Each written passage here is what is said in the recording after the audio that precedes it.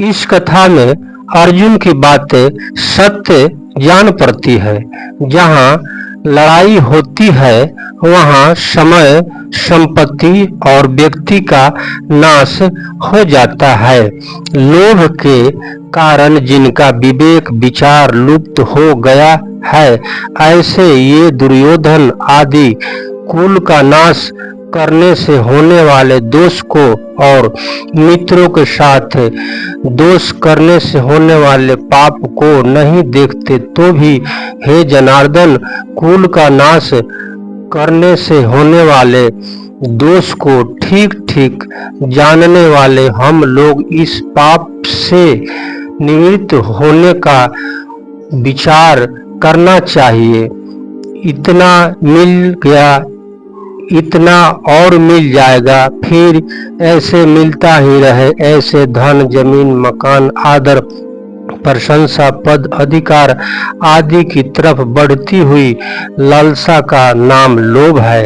इस लोभ वृत्तियां के कारण इस दुर्योधन की विवेक बुद्धि लुप्त हो गई है, जिससे वे यह विचार नहीं कर पा रहे हैं कि जिस राज के लिए हम इतना बड़ा पाप करने जा रहे हैं, कुटुंबियों का नाश करने जा रहे हैं, वह राज हमारे साथ कितने दिन रहेगा और हम उसके साथ कितने दिन रहेंगे।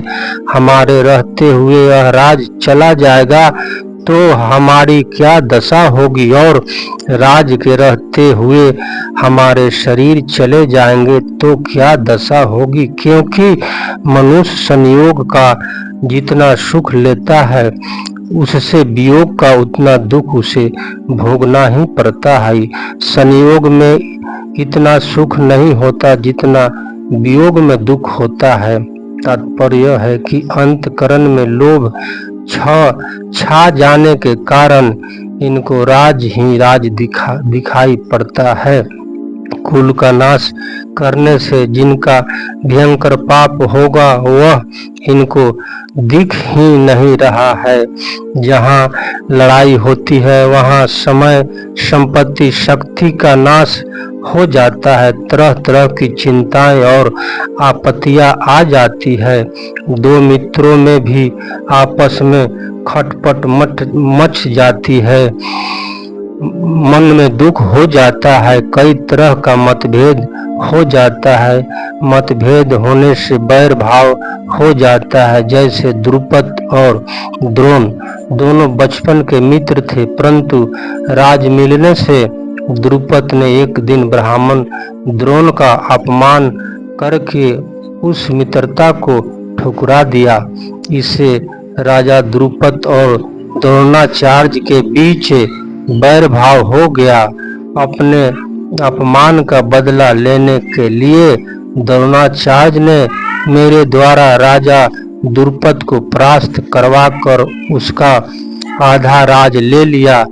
इस पर द्रुपद ने द्रोणाचार्य का नाश करने के लिए एक यज्ञ करवाया, जिससे धृष्टद्युम्न और द्रौपदी दोनों पैदा हुए। इस तरह मित्र के साथ वैर भाव होने से कितना भयंकर पाप होगा, इस तरफ ये देख ही नहीं रहे हैं।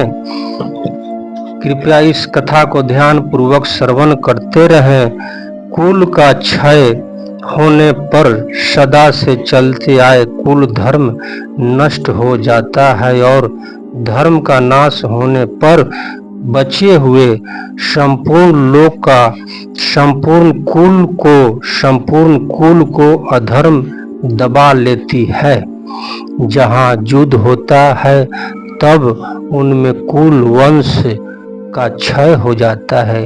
जब से कुल आरंभ हुआ है तभी से कुल के धर्म अर्थात कुल की पवित्रता, परंपराएं, पवित्र रीतियां, मर्यादा भी परस्पर से चली आई है। परंतु जब कुल का क्षय हो जाता है तब सदा से कुल के साथ रहने वाली धर्म भी नष्ट हो जाता है। अर्थात जन्म के साथ संस्कार, समय, विवाह के समय, मृत्यु के समय और मृत्यु के बाद किए जाने वाले जो शास्त्र पवित्र रीति रिवाज है, जो कि जीवित और मृत्युक मनुष्य के लिए इस लोक में और परलोक में कल्याणकारक करने वाला है, वे नष्ट हो जाते हैं। कारण कि जब कुल का ही नाश हो जाता है, तब कुल के